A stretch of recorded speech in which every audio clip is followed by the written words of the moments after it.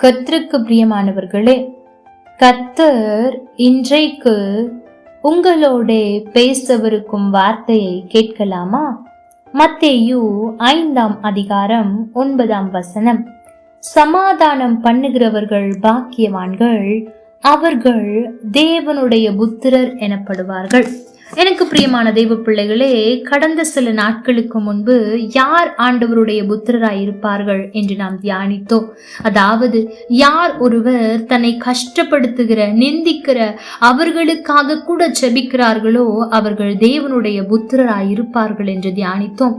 இன்றைக்கும் கூட யார் ஆண்டவருடைய பிள்ளையாய் புத்திரராய் இருக்க முடியும் என்று சொன்னால், யார் ஒருவர் சமாதானம் பண்ணுகிறார்களோ, அதாவது ஆங்கில மொழியாக்கம் பீஸ் மேக்கர் என்று சொல்லுகிறது.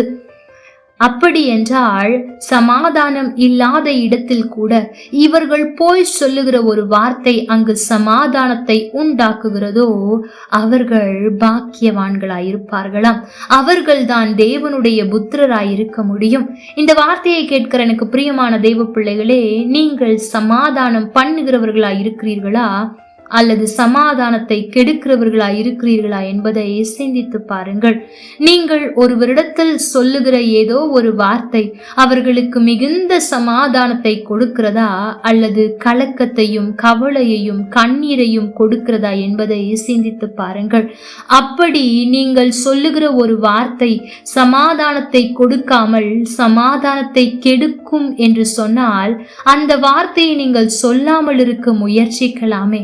ஆண்டவர் அதைத்தான் இன்றைக்கு உங்களிடத்தில் எதிர்பார்க்கிறார். எனக்கு பிரியமான பிள்ளையாய் என்னுக்க வேண்டும் என்று சொன்னால் நீ மற்றவர்களுடைய வாழ்க்கையில் சமாதானத்தை உண்டு பண்ண வேண்டும் என்று ஆண்டவர் விரும்புகிறார். ஒருவேளை இதுவரைக்கும் நீங்கள் சொன்ன ஒரு வார்த்தையும் அநேகரை காயப்படுத்தி இருக்கலாம். நீங்கள் விளையாட்டாய் சொல்லி இருக்கலாம். ஆனால் அது அவர்களையும் அவர்கள் குடும்பத்தையும் ஸ்தம்பித்து போக வைத்திருக்கலாம். சமாதானத்தை உருக்குலைத்திருக்கலாம். இன்றைக்கு ஆண்டவரிடத்தில் மன்னிப்பு கேளுங்கள். எனக்கு பிரியமான தேவ பிள்ளைகளே, நீங்கள் ஒருவரிடத்தில் சொல்லுகிற ஒரு வார்த்தை சமாதானத்தை உண்டு பண்ணும் என்று சொன்னால் அதை அவர்கள் ஒரு நாளும் மறக்க மாட்டார்கள். ஆனால் நீங்கள் சொல்லுகிற ஒரு வார்த்தை சமாதானத்தை கெடுத்து விட்டது என்று சொன்னால் அந்த சமாதானத்தை மீண்டும் உருவாக்க பல நாட்கள் ஆகலாம். அந்த சமாதானம் உருவாகாமலே கூட போகலாம். ஆகவே நீங்கள் பேசுகிற காரியத்தை குறித்து ஜாக்கிரதையாயிருங்கள். நீங்கள் சமாதானத்தை உண்டு பண்ணாமல் ஒருவருடைய அல்லது ஒரு குடும்பத்தினுடைய சமாதானத்தை கெடுத்து கொண்டு நான் ஆண்டவருடைய பிள்ளை என்று சொல்லிக் கொண்டிருப்பீர்கள் என்றால் மன்னித்து விடுங்கள், உங்களை நீங்களே ஏமாற்றிக் கொண்டிருக்கிறீர்கள். எனக்கு பிரியமான தேவ பிள்ளைகளே, இந்த உலகத்தில் இன்றைக்கு சமாதானத்தை கெடுக்க கோடிக்கணக்கான பேர் இருக்கிறார்கள். உண்டு பண்ணத்தான் யாரும் இல்லை. நீங்களும் நானுமாவது உண்டு பண்ணுவோமே. ஆகவே நீங்கள் பேசுகிற விஷயத்தில் ஜாக்கிரதையாயிருங்கள்.